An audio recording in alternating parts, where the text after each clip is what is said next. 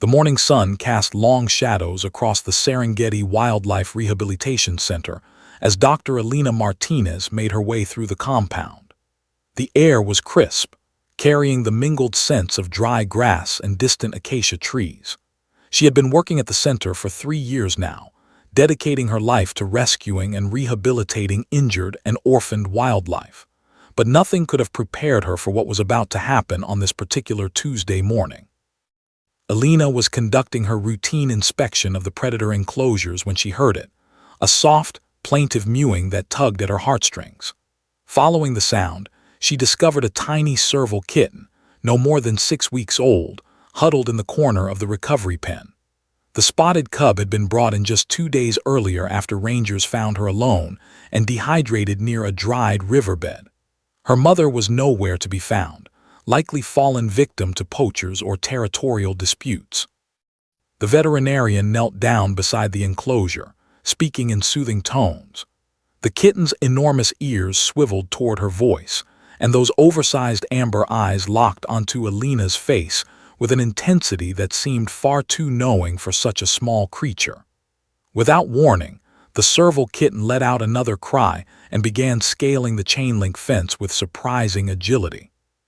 "Whoa, little one," Elena whispered, reaching out instinctively. But the kitten had other plans.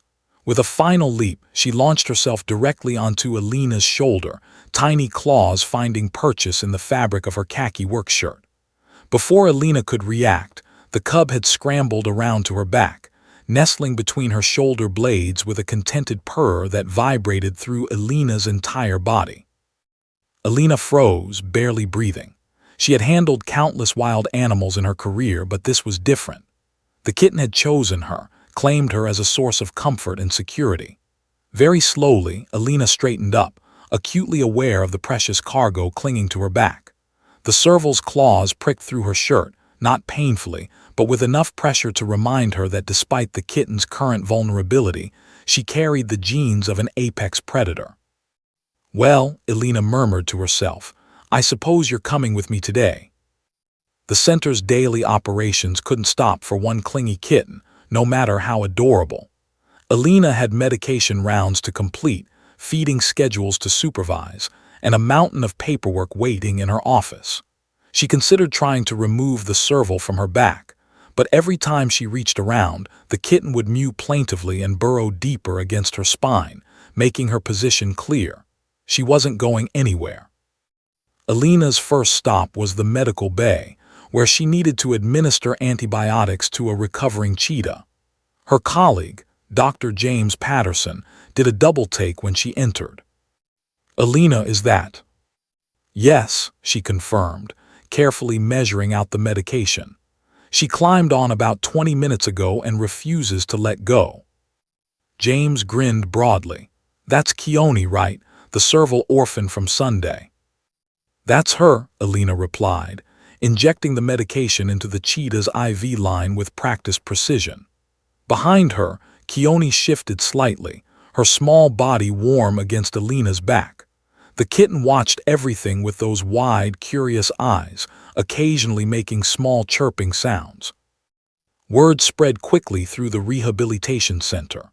By mid-morning, Elena had become something of a spectacle. Staff members and volunteers found excuses to pass by wherever she was working, smiling at the sight of the serious, professional veterinarian going about her duties with a spotted kitten riding on her back like a furry backpack. The weight was negligible at first, but as the hours passed, Elena became increasingly aware of Keone's presence. The kitten would occasionally knead her tiny paws against Elena's back, a behavior she would have exhibited with her mother. Sometimes she would groom Elena's hair with her rough pink tongue, and once, during a particularly boring budget meeting, Elena felt the kitten fall asleep, her small body going limp and her breathing deepening into the rhythm of dreams. Lunchtime presented its own challenges. Elena sat at one of the outdoor picnic tables with her sandwich, trying to eat while maintaining perfect posture so as not to disturb her passenger.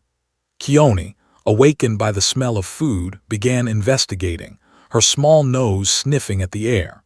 Elena tore off a tiny piece of turkey and offered it over her shoulder. Delicate teeth took the offering, and the kitten's purring intensified. "You're spoiling her," observed Dr. Sarah Chen, the center's senior behaviorist, sliding onto the bench across from Alina. "She'll never want to leave you now." "I know," Alina admitted, her voice soft. "But she's been through so much trauma. Her mother is gone, she's in a strange place with strange smells and sounds. If this helps her feel safe, even for a day, isn't that worth something?" Sarah studied her colleague thoughtfully. "You're right, of course. Attachment to a caregiver is crucial for these orphans. Just remember she's wild. Eventually, she'll need to remember that." The afternoon brought more challenges. Alina had to conduct a physical examination on a newly arrived lion cub, a delicate procedure that required focus and steady hands. Throughout the examination, Keone remained still and quiet, as if understanding the importance of the moment. When the lion cub whimpered in fear, Keone made a soft trilling sound, and Alina felt the kitten's body tense protectively. By late afternoon, Alina's back and shoulders were beginning to ache. Keone had grown heavier as the day wore on, or perhaps Alina had simply grown more aware of carrying the extra weight. But every time she considered removing the serval, she would remember those first desperate cries, the way the kitten had launched herself onto Alina's back seeking comfort and safety. As the sun began its descent toward the horizon, painting the sky in shades of orange and gold, Alina made her final rounds. The center would soon transition to night staff, and her shift would officially end. She found herself in front of Keone's enclosure, staring at the empty space where the kitten should have been sleeping. "Time to go home, little one," Alina said gently, reaching back to carefully unhook the tiny claws from her shirt. Keone protested, mewing loudly and trying to climb higher. But Alina was firm now, gently but insistently removing the kitten from her back and cradling her in her arms. For a long moment they looked at each other. Keone's amber eyes seemed to hold a question, perhaps even a reproach. Alina stroked the soft fur between those enormous ears, feeling the rapid beat of the kitten's heart against her palm. "I know," she whispered. "I know it's scary, but you're going to be okay. You're going to grow strong and beautiful, and one day you'll return to the wild where you belong. But until then, I promise you're safe here." She placed Keone gently in the enclosure, where a heated bed and a bottle of formula waited. The kitten immediately began crying, pressing her small body against the fence. Alina's heart clenched, but she stepped back, maintaining the professional distance she knew was necessary. As she walked toward the parking lot, Alina could still feel the ghost of Keone's weight on her back, the prick of tiny claws, the rumble of contented purring. Her shirt bore numerous small puncture marks and a generous coating of serval fur. She smiled despite the ache in her shoulders. Tomorrow, Keone would need to start learning independence, to interact with other rescued servals, to remember her wild nature. But today the frightened orphan had needed comfort, and Alina had provided it. Sometimes, she reflected, the most important part of rehabilitation wasn't the medicine or the procedures.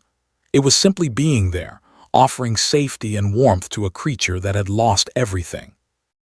As Alina drove home through the African twilight, she thought about the dozens of animals that would pass through the center, each with their own story, their own journey back to the wild. And she knew, with absolute certainty, that she would never forget the day a tiny predator had chosen her back as the safest place in the world.